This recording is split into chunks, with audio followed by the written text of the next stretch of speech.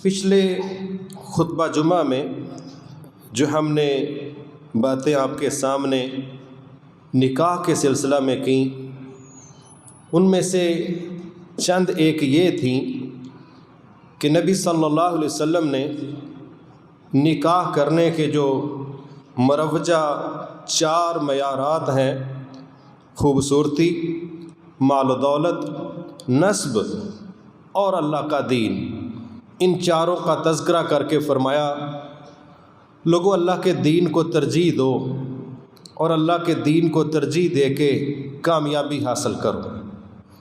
دوسری بات اس میں یہ تھی کہ بطور انسان خیر خواہ حسد سے بچے ہوئے صاف ستھرے ایماندار لوگوں سے بھی نکاح طے کرنے سے پہلے رشتہ طے کرتے ہوئے مشورہ کیا جا سکتا ہے۔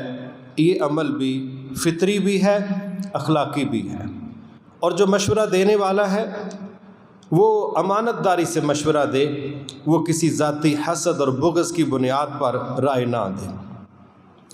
اس کے بعد نبی صلی اللہ علیہ وسلم نے زندگی کے ہر اہم فیصلے کو کرنے سے پہلے ہمیں استخارہ کا حکم بھی دیا ہے، اور یہ اللہ کے سامنے ایک اسپیشل درخواست ہے جس میں بندہ یہ تاثر دیتا ہے کہ اے میرے رب، جو میرے بس میں تھا میں نے وہ کر لیا، لیکن غیب کا مجھے کوئی علم نہیں۔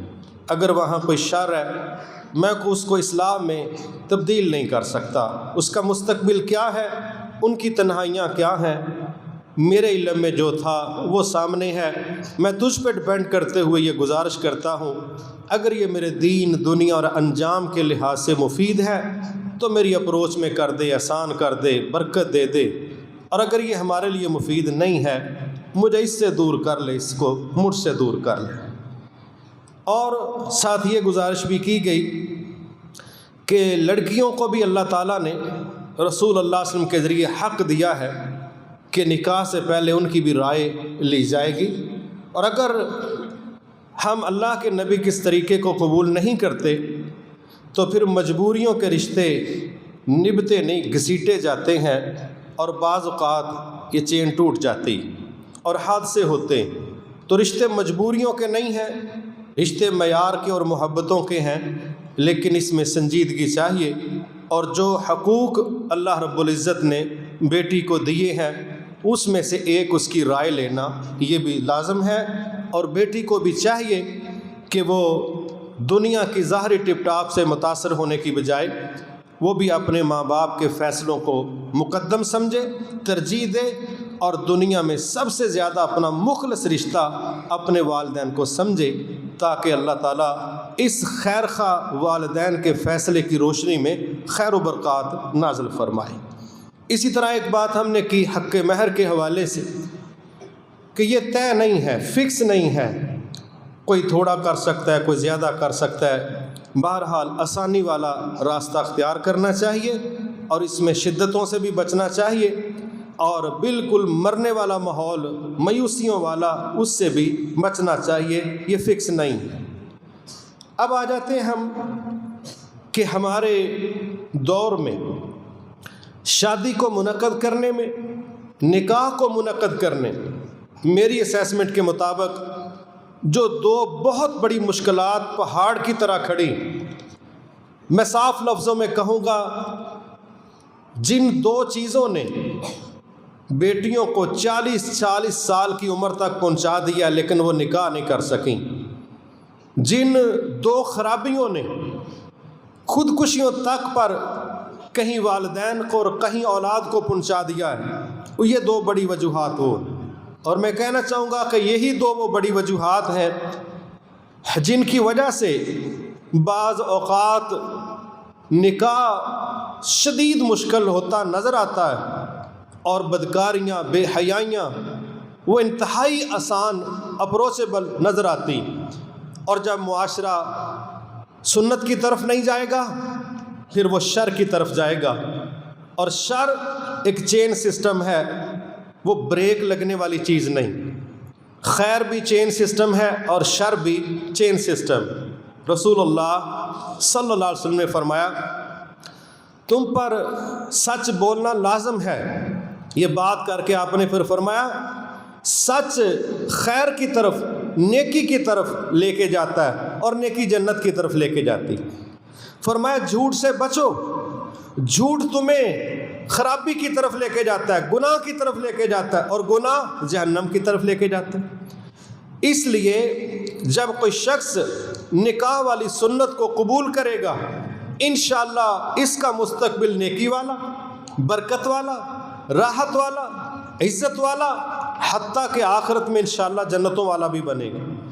اور جو بندہ اس سے فرار اختیار کرتا ہے وہ پھر صرف بدکاری نہیں ہوتی، پھر فساد ہوتا ہے، قتل ہوتا ہے، اور پھر یہ چین چلتی ہے، بریک نہیں لگتی۔ آئے روز کے جو کرائم پروگرام ہیں وہ اس کی دلیل ہے کہ ایک ایک بدکاری کے نتیجے میں کس طرح خاندان برباد ہوئے، کس طرح قتل و غارت ہوئی، کس طرح تباہیاں مچیں، اور وجہ پیچھے کیا تھی کہ نکاح کے راستے میں رکاوٹیں ہیں، پہاڑ ہیں، اور بدکاری کے راستے میں کوئی رکاوٹ نہیں، کوئی سزاؤں کا ماحول نہیں، کوئی پوچھنے والا نہیں، کوئی سختیاں نہیں۔ وہ دونوں چیزیں کون سی ہیں؟ ان میں سے ایک برات کا مسئلہ ہے۔ میرے محترم بھائی، صاف بات ہے اسلام میں خود نمائی کا کوئی بھی طریقہ ہو اسلام اس کو پسند نہیں کرتا۔ اور یہ 1000 بندے کی برات، 500 بندے کی برات، اور یہ جملے بولنا 300 تے ساڈے گھر دے ہی جی ہو جاندے نے، تساں کنٹرول شیڈ جیاں دا کھولے ہوئے 300 تواڈے گھر دے ہی ہو جاندے نے۔ کون سا تمہارا قبائلی نظام ہے کہ جو درجنوں قبیلے تمہاری شاخوں کے اندر جڑے ہوئے ہیں، 300 بندہ تمہارے گھر کا ہو جاتا ہے، 200 بندہ تو کم از کم لوگوں کا بلانا پڑے گا، کیونکہ ہم نے ورتان کیا ہوا ہے۔ اس لیے ضروری ہے ہماری برات 500-700 لوگوں سے کم نہیں ہوگی۔ مجھے بتائیں، صرف اس کی تھوڑی سی سائیکی دیکھیں، نارمل 500 بندے آ رہے ہیں، جس کے پاس تھوڑے سے وسائل ہیں، دونوں فریقوں کو چیک کریں۔ ایک بیٹی والوں کے لیے مسئلہ کہ 500 افراد کو 1 ڈش نہیں کھلا سکتے، بے عزتی ہے، انسلٹ ہے۔ 500 افراد ہیں، 13 ڈشیں چلیں گی، بہت بڑا میرج ہال بک ہوگا، اور یہ دباؤ ان پر ہے خام خواہ کا۔ بیٹی پیدا کرنا ہمارا جرم ہے، اس جرمانے کے شکل میں یہ 500 بندہ ہمارے گھر چڑھے گا مفت میں دعوت پر۔ ہم نہیں مان رہے، ہم نہیں چاہتے یہ 500 بندہ ہمارے گھر آئے۔ جب 1-2 بندہ بھی بن بلائے کسی کے گھر نہیں جا سکتا، 500 بندے کو کون اجازت دے رہا ہے کہ تم ہمارے گھر آ کے بیٹھو؟ اور بیٹی والے در پردہ منتیں کرتے ہیں۔ ہم نے جھگڑے دیکھے ہیں کہ بیٹی والے کہتے ہیں ہم اتنے بندے افورڈ نہیں کر سکتے، چونکہ دوسرا فریق بیٹا پیدا کر چکا ہے نا، وہ بہت بڑی فتح کا کام کر چکا ہے، وہ کوئی اسپیشل کام کر چکا ہے، کہتا ہے نا اتنے ہی آئیں گے۔ بن بلائے زبردستی کے مہمان لوٹنے کے لیے آ رہے ہیں، 500 بندہ ہے، 700 بندہ ہے، یہ بیٹی والوں کے لیے مصیبت ہے، زبردستی کی دعوت۔ باپ کی آنکھوں میں آنسو ہیں، ماں سر جھکا کے بیٹھی ہے، بیٹی کچھ کہنے کی پوزیشن میں نہیں ہے، بھائی اتنا افورڈ نہیں کر سکتے، اور 500 بندوں کا ٹولہ آ رہا ہے۔ یہ ماشاءاللہ ہے، یہ جی ہمارا کلچر ہے، جی تمہارا کلچر پوری فیملی کا بیڑا گرک کرے گا۔ دوسری طرف یہ بیٹے والوں کے لیے جی جتنے میرے دوست ہیں ہر کسی کی گاڑی الگ ہوگی جی، سارے بلیک کلر کی ہوں گی جی، ساری GLI ہوں گی جی، فلاں گاڑیوں کی سیریل چلے گی جی۔ سبحان اللہ، یہ کون سا قافلہ جا رہا ہے بھائی؟ یہ کون سا لشکر ترتیب دیا جا رہا ہے بھائی؟ روڈ بلاک ہے، کیوں بھائی؟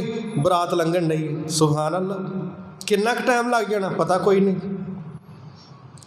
اب ہر براتی، لڑکا بھی اور لڑکی بھی، یہ براتی ہیں، اتنے شاید دلہا دلہن میں بیچارے تیار نہیں ہوتے جتنے یہ تیار ہو رہے ہیں۔ ساری فیملیاں جو اٹیچ ہیں، نیا سوٹ لینا ہے، کیوں بھائی؟ شادی تو جانا ہے۔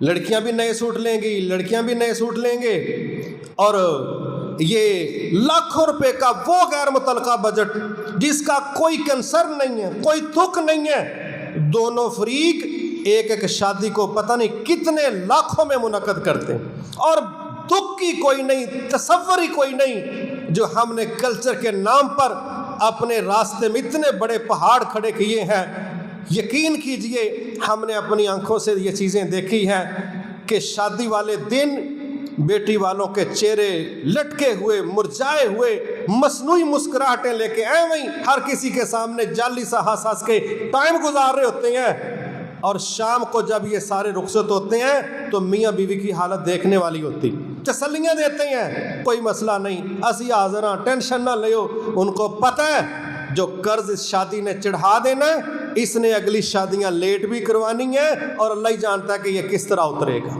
لیکن یہ برات ایک بہت بڑی آزمائش، اس نے ہمارے معاشرے کو، غریب طبقے کو بالخصوص بہت بڑی الجھن میں ڈالا ہے۔ میں صاف کہنا چاہتا ہوں اپنے ان بھائیوں سے جو بطور والدین، جو بطور بیٹا کل کو انہوں نے دلہا بننا، اللہ سب کی زندگیوں میں یہ خیر والا دن لے کے آئے، اس کا توڑ اگر لڑکے نہیں نہ کریں گے تو میرا خیال ہے اس کا توڑ دوسرا کوئی نہیں کر سکے گا۔ بڑی صاف اور سیدھی سی بات ہے، نوجوانوں کو چاہیے اللہ سے ڈر کے اس پر سٹینڈ لیں کہ ہم کوئی ہندوستان فتح نہیں کرنے جا رہے کہ ہمارے سینکڑوں بندے جائیں گے، ہم ایک شادی کا وہ کام کرنے جا رہے ہیں جو اللہ کے رسول صلی اللہ علیہ وسلم نے 11 دفعہ کیا، آپ کے صحابہ نے کیا، اور انہوں نے اس طرح کے قافلے کبھی ترتیب نہیں دیے۔ حالانکہ آپ سے بڑھ کے کوئی سخاوت کرنے والا نہیں ہے۔ اگر آپ نے اپنی بیٹیوں کی شادیاں کی، وہاں یہ ماحول نہیں، اگر آپ اپنی شادیاں کی، صحابہ نے شادیاں کی،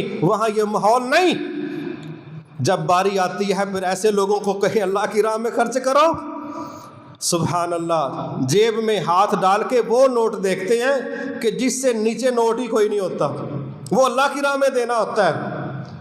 اور جب لٹانے کی باری آتی ہے، یہ بھی ناروال میں ہفتہ پہلے پل پر کھڑے ہو کے لاکھوں روپے نچھاور کیے گئے، لوٹنے والے تھوڑے تھے، نوٹ زیادہ نچھاور کیے جا رہے تھے۔ ویسے مہنگائی مار گئی، پتہ نہیں کنہاں نو مار گئی، ہمیں تو نہیں سمجھ آ رہی۔ بازار تھوڑی دیر کے لیے کھلتے ہیں، پتہ چلتا لوگ بھی کھل گئے ہیں، پتہ نہیں کہاں سے پیسے آتے ہیں، کوئی مہنگائی نہیں نظر آتی۔ جس کو موقع دو شادی کا، جس کو موقع دو شاپنگ کا، جس کو موقع دو ماحول بنانے کا، وہ ثابت کرتا ہے ہم سے آگے بندہ ہی کوئی نہیں۔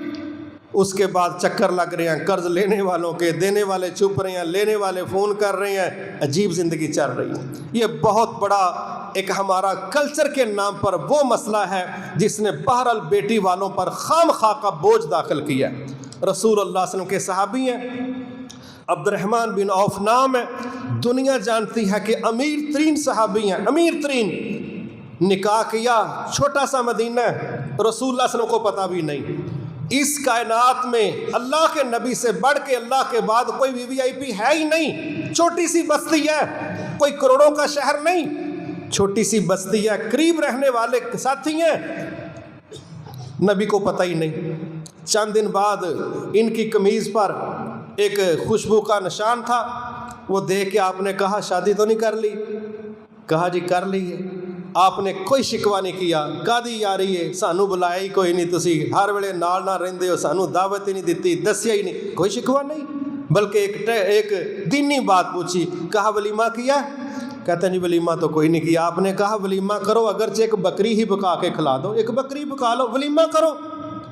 اس پر بات کی ہے، اپنی شمولیت پر کوئی شکوہ نہیں کیا۔ اور ہمارے ہاں لوگ موقع ڈھونڈتے ہیں، انہاں دا ویاہ لین دو، انہاں نوں دساں کہ ساڈا موڈ آف ہے، سبحان اللہ، ان کا موڈ شادی پر آف ہوتا ہے، اور پھر منانے کے لیے جو ماحول چلتا ہے، عجیب ڈرامے بازیاں، ویسے رشتہ دار ہیں، ویسے عزیز ہیں، اور ویسے تماشا دیکھ رہے ہیں، یہ رشتہ داری ہے، یہ عزیز داری ہے۔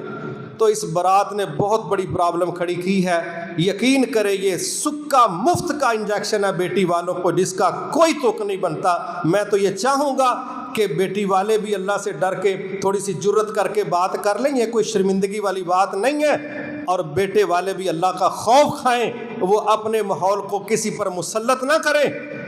یہ ایک رکاوٹ ہے، اس کو بالکل مختصر سے مختصر کریں تاکہ ہم تکلف سے بچیں۔ رسول اللہ نے صاف الفاظ بیان کیے، فرمایا تکلف کرنے والے ہلاک ہو گئے۔ آپ کہنا تکلف کرنے والے ہلاک، یہ کیا ہے؟ کیا مقصد ہے اس کا؟ کلچر بھی اتنا ہی ہونا چاہیے جتنا بندے کو یب میں نہ ڈال دے۔ کلچر کے نام کا مطلب یہ نہیں ہم الٹے لٹک جائیں کلچر کے نام پر. اسلام آسانیاں دینے آیا ہے. اگر کلچر کے نام پر ذلیل ہونا ہے تو کس اسلام کا ہم نے کیا فائدہ اٹھایا ہے؟ اس پر کنٹرول کیجیے. دوسری چیز وہ جہیز کا پھڈا ہے.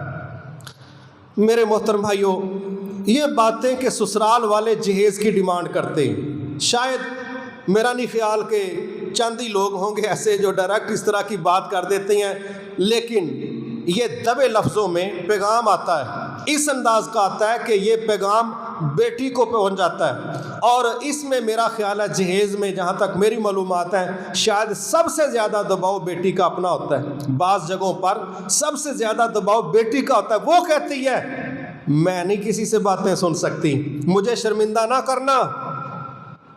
ایک بڑی عجیب بات.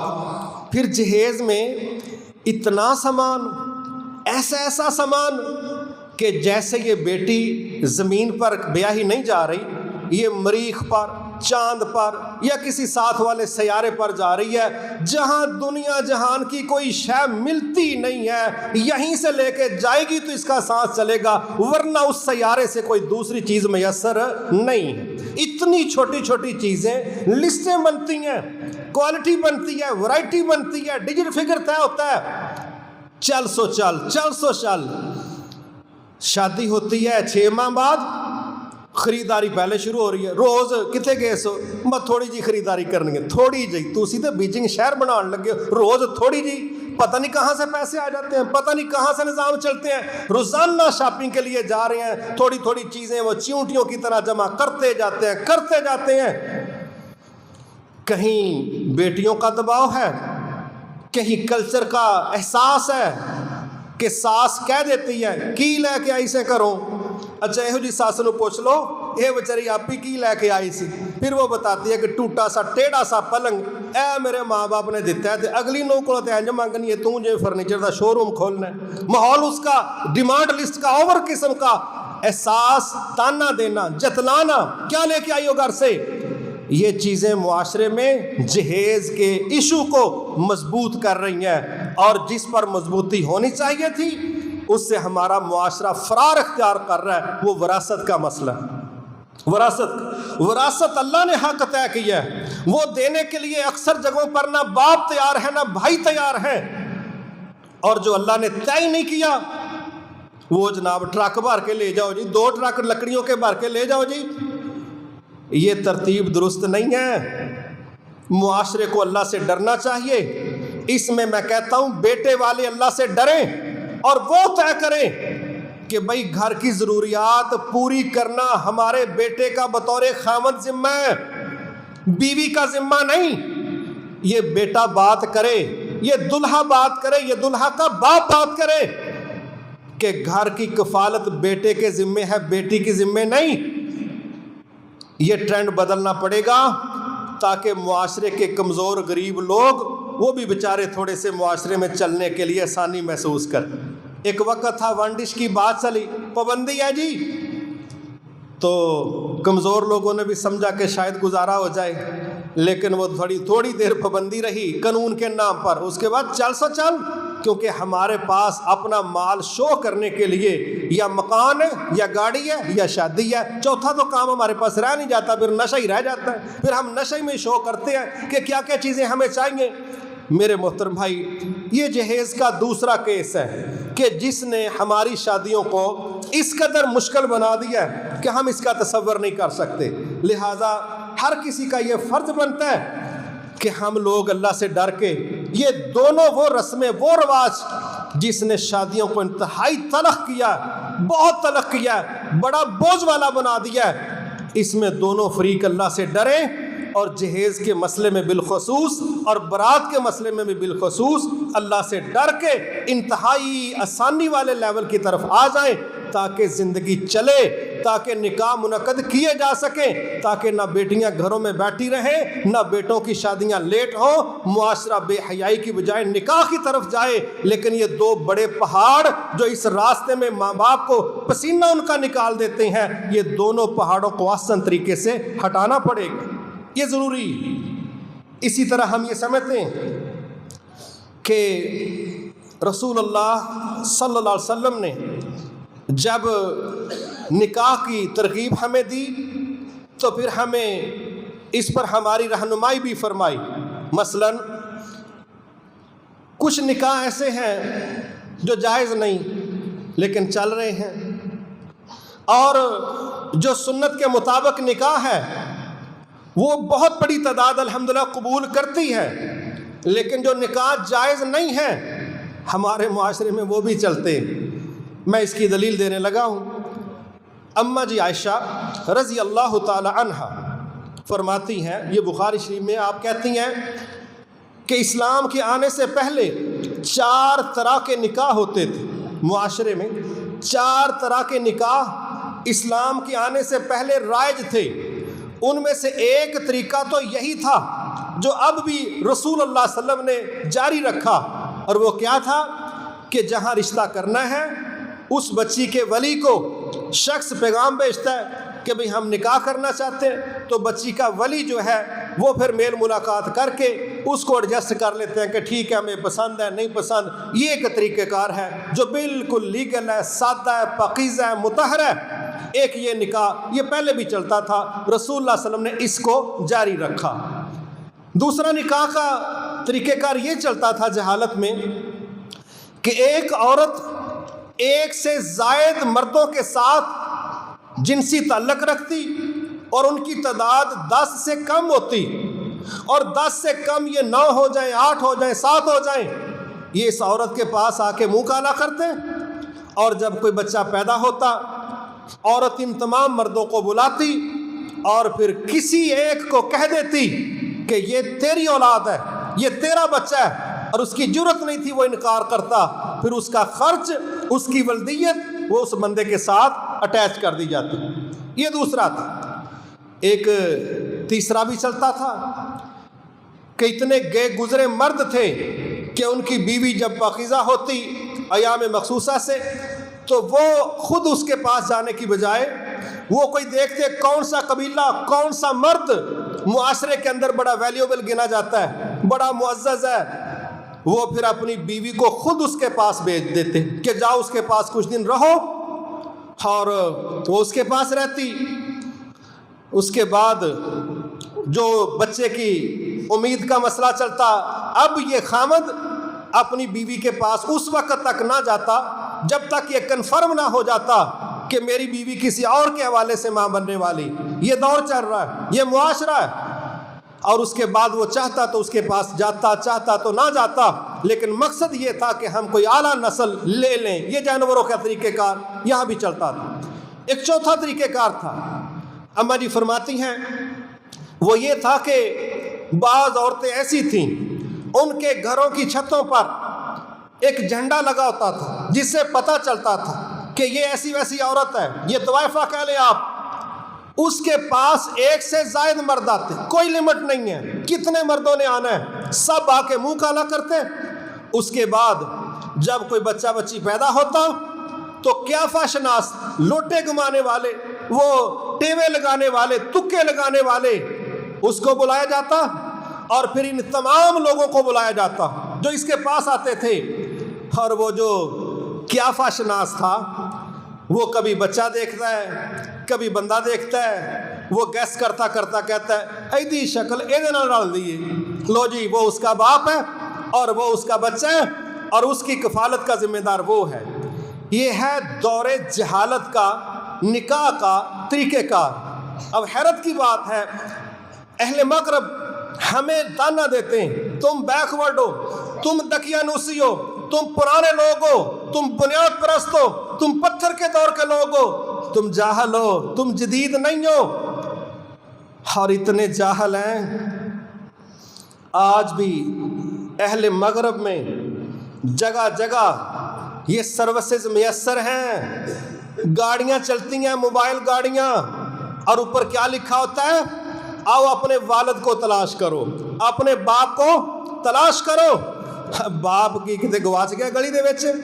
باپ کو تلاش کرنے کا طریقہ کار یہ ہے، بچہ اپنے باپ سے پوچھتا ہے میرا باپ کون ہے، وہ اس دور کے طریقے کے مطابق وہ جتنے لوگ اس کے پاس آتے جاتے ہیں سب کی لسٹ دے دیتی ہے کہ دینا جو لبل ہے کوئی، ویسے وہ جدید ہیں، ویسے وہ سویلائزڈ ہیں، ویسے وہ پڑھے لکھے ہیں، ویسے وہ ایجوکیٹڈ ہیں، ویسے ان سے زیادہ روشن خیال کوئی نہیں، ان سے زیادہ صاف ستھرا کوئی نہیں، اور گندے اس قدر کہ باپ کی گنتی نہیں اب ہو رہی، باپ تلاش میں نہیں آ رہا، باپ کو 17 سالہ دا ہی جڑا میلے چ گواچ گیا۔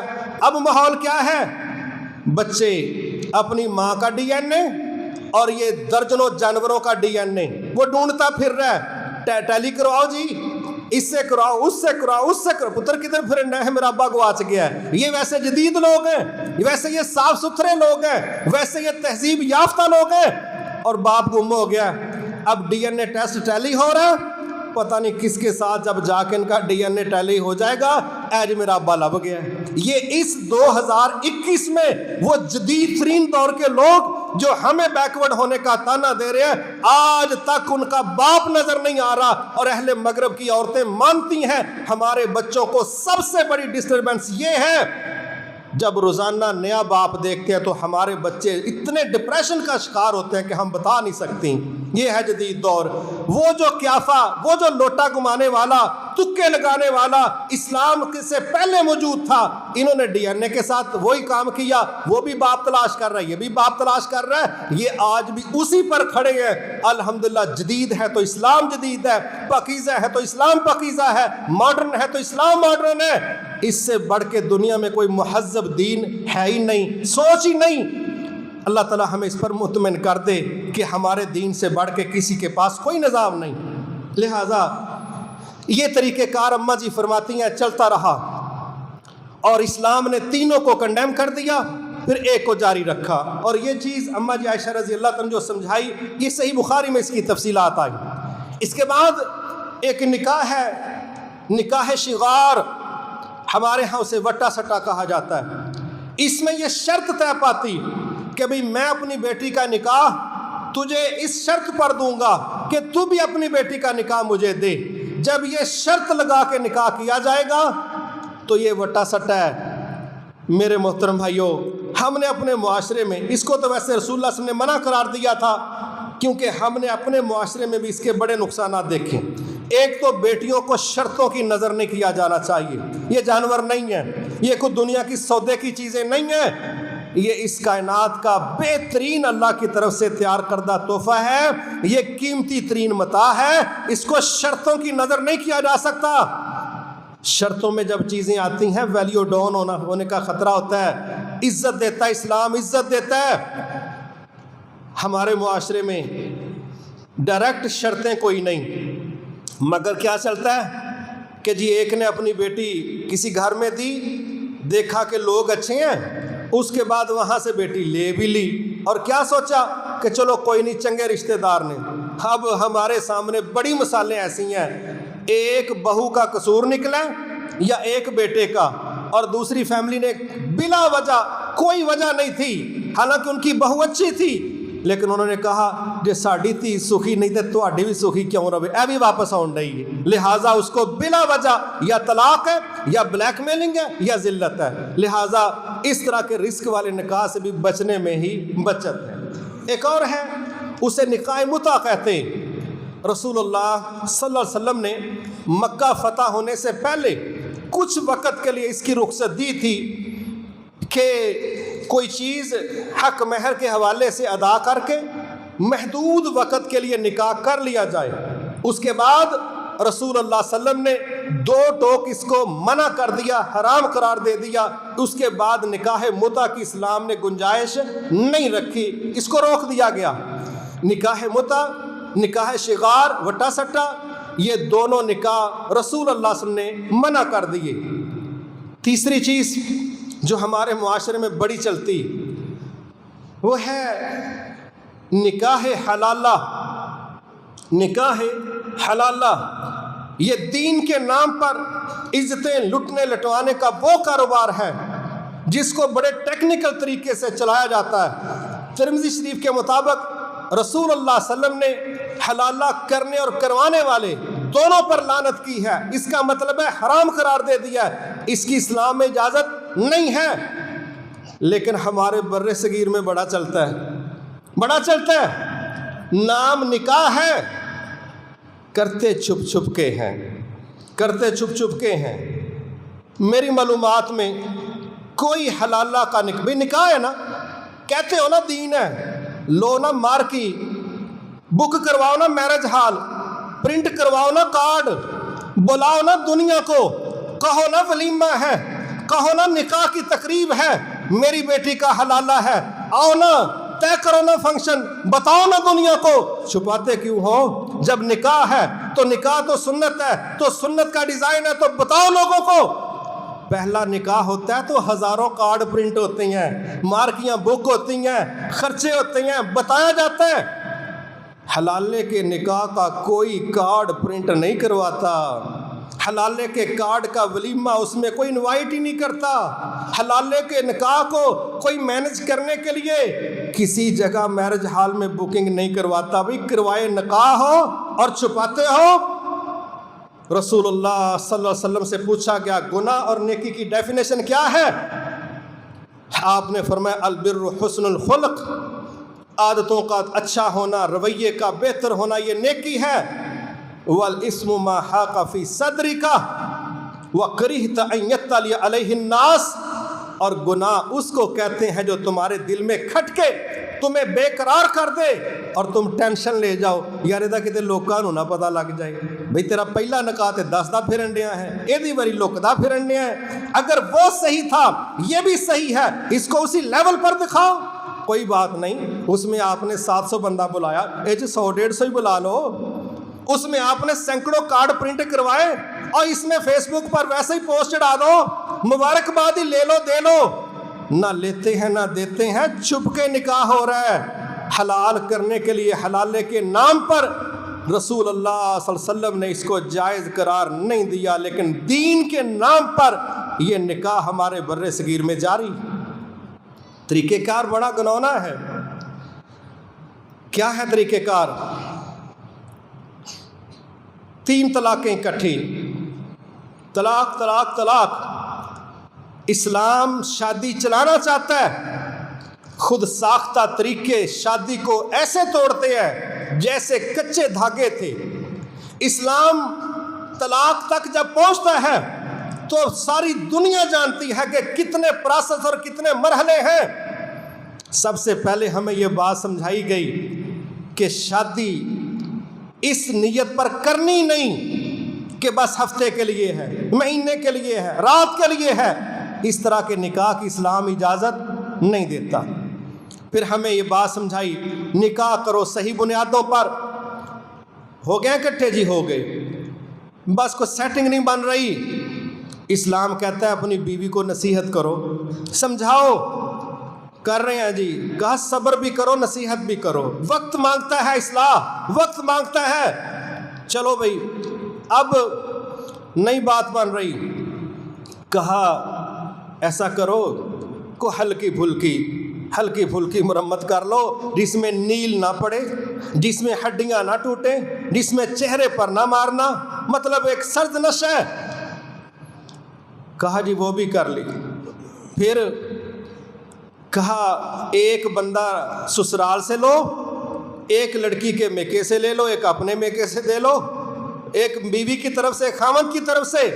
ان دونوں کو کہو ہمارا کیس سنے، ہمارا پیچ اپ کروا دے، ہماری صلح کروا دے، ہماری سیٹنگ کروا دے، ہم خود نہیں مینج کر سکے۔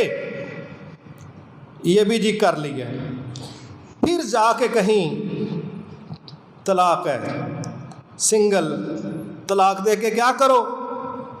اپنے گھر میں رکھو، اپنے گھر میں رکھو۔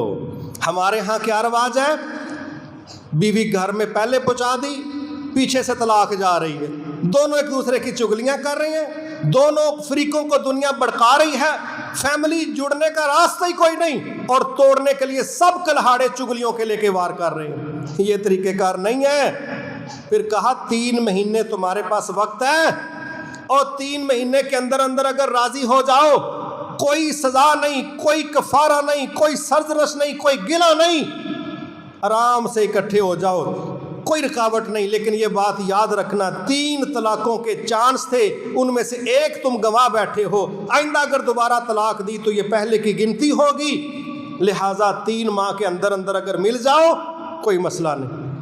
اور جی 3 ماہ سے اوپر ہو گئے، اب کہا اب بھی مل جاؤ، کیا کریں جی؟ کہا تمہارا آپس میں نکاح ہوگا، تمہارا آپس میں ہی نکاح ہوگا۔ یہ چینل ہے، اسلام چاہ رہا ہے رشتہ نہ ٹوٹے، اور ہمارے ہاں طلاق طلاق طلاق، کیا ہو گیا؟ کہا ٹوٹ گیا۔ یار یہ کون سا ڈیزائن ہے؟ آپ کس بنیاد پر 6 بچے ہیں، گھر توڑنے میں تم نے 3 سیکنڈ نہیں لگائے۔ میرے بھائی یہ ہے خود ساختہ طریقہ۔ رسول اللہ صلی اللہ علیہ وسلم کے دور میں 3 طلاقیں اکٹھی دی گئیں، آپ نے فرمایا نہیں، بلکہ کہا اللہ کی آیات کے ساتھ کھیلو نہ، مذاق نہ کرو، اور ان 3 طلاقوں کو ایک شمار کیا۔ کس نے؟ جس پر شریعت نازل ہوئی، جس پر قرآن نازل ہوا، اسلام نازل ہوا، وہ کہہ رہے ہیں کہ 3 نہیں ہے، 1 ہے۔ اور ہمارے ہاں 3 طلاقیں کروا دیں، اس کے بعد ماں باپ مارے مارے پھر رہے ہیں۔ کی کریے؟ ہن بندہ بھی کہندا میں راضی ہاں، دھی بھی ساڈی کہندی ہے راضی ہاں، تے راضی اسی بھی ہاں۔ سمجھ آ گئی ہے نا 4 دنوں سے؟ اللہ اکبر۔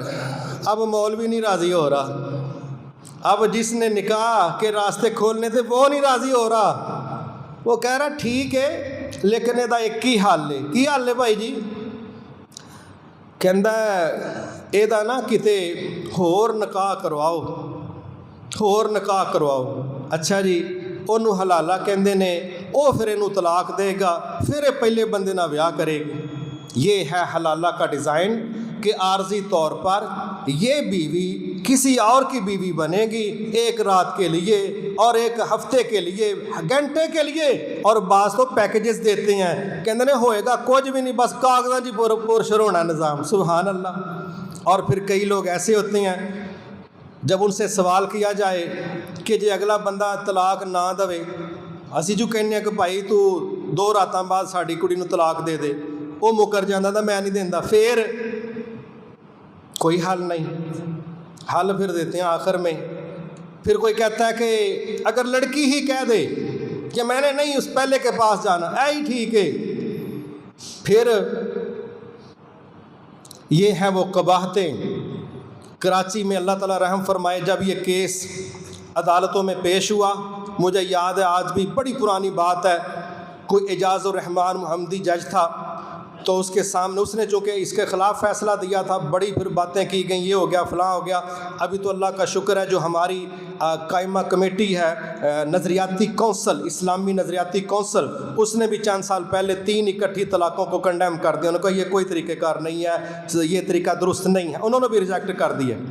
تو وہاں پر کراچی میں کیس پیش ہو رہا ہے اور عورت پیش ہو رہی ہے، مذہبی طبقہ اس کو گائیڈ کر رہا ہے کہ بھئی حلالہ ہے۔ اس نے کہا جج صاحب مجھے اگر اجازت ہو تو میں بھی ذرا بات کروں۔ تو اس نے کہا کریں، آپ کلائنٹ ہیں، آپ بات کریں۔ اس نے کہا میرے بندے کو پوچھو طلاق میں منگی ہے کہ انہیں آپ ہی دیتی ہے؟ وہ کہتا جی نہیں میں ہی دیتی ہے۔ خاوند کہتا ہے میں ہی دیتی ہے۔ وہ جج کو کہتی ہے قصور کدھر ہے؟ جی خاوند کا۔ آندھی پھر حلالے واسطے انہوں رکھو، میرا کی قصور ہے، انہوں لے جاؤ کتے۔ یہ مجھے سخت بات اس لیے کرنی پڑی کہ عزتیں لٹوائے ہم دین کے نام پر، اور بیڑا غرق کرے ہم دین کے برقعے کے نیچے بیٹھ کے، اور مذاق اڑائیں شریعت اسلامیہ کا، اور ایک نائٹ کے لیے ہم اپنی بیٹیوں کو حوالے کرے کسی اور کے، اور پھر کہیں کہ اس طریقے سے حلال ہو جاؤ گی، یہ حلال ہے۔ اس پر رسول اللہ صلی اللہ علیہ وسلم نے لعنت کی ہے، جس پر اللہ کے نبی لعنت کر دیں وہ چیزیں جائز نہیں ہیں۔ لہٰذا بالکل ساری دنیا کو اس بات کا پتہ ہونا چاہیے کہ 3 طلاقیں رسول اللہ صلی اللہ علیہ وسلم نے 3 شمار نہیں کی، 1 ہی طلاق ہے۔ اور دوسری چیز یہ جو طریقہ کار ہے 1 رات کے لیے 2 دنوں کے لیے کسی سے نکاح، اس کی اجازت بھی، یہ بھی اسلام کے اندر ایسا کوئی میرج کا ایگریمنٹ نہیں ہے کہ جو گھنٹوں کے حوالے سے ہو۔ متع کا نکاح اس سے ملتا جلتا تھا، جو ٹائم فریم رکھتا تھا، منع کر دیا آپ نے کہ یہ طریقہ نہیں چلے گا۔ لہٰذا اللہ سے ڈر کے اپنی عزتوں کی حفاظت کرنی چاہیے، دین کی حفاظت کرنی چاہیے۔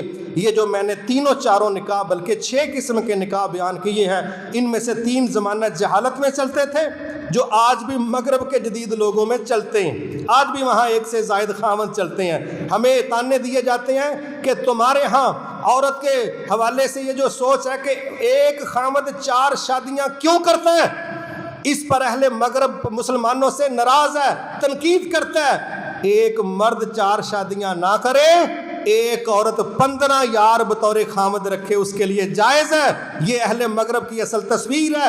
وہ 15 دوست رکھے، بوائے فرینڈ بنا کے، اس کے لیے بالکل جائز ہے۔ وہ معاشرہ ڈیفینسو نہیں اوفینسو ہے۔ اور اللہ کے نبی 4 شادیوں کی اجازت دے تو مسلم معاشرہ خود بھی دفاعی پوزیشن میں ڈرا سہما مرا وہ بدکاریاں کرے 15 مردوں کے ساتھ، تو وہ آگے بڑھ کے سینہ تان کے بات کرتے ہیں۔ ہم نبی کے طریقے کے مطابق 4 شادی کی بات کرتے ہوئے جان نکلتی ہے۔ مسلم معاشرہ دفاعی انداز میں وضاحتیں کرتے زندگی گزارتا ہے، اور وہ 12 مردوں سے جنسی تعلق رکھ کے شرمندہ نہیں ہے۔ اس لیے وہ کہتے ہیں ہم ترقی یافتہ ہیں، ہم اعلی ہیں، ہم بڑے ہیں، حالانکہ ہمارے رب نے ہمیں کہا تھا وَلَا تَهِنُوا وَلَا تَحْزَنُوا وَأَنْتُمُ الْأَعْلَوْنَ إِن كُنتُم مُؤْمِنِينَ۔ اگر تم مومن ہو، تمہارے مقابلے کا بندہ ہی کوئی نہیں، قوم ہی کوئی نہیں، ملک ہی کوئی نہیں۔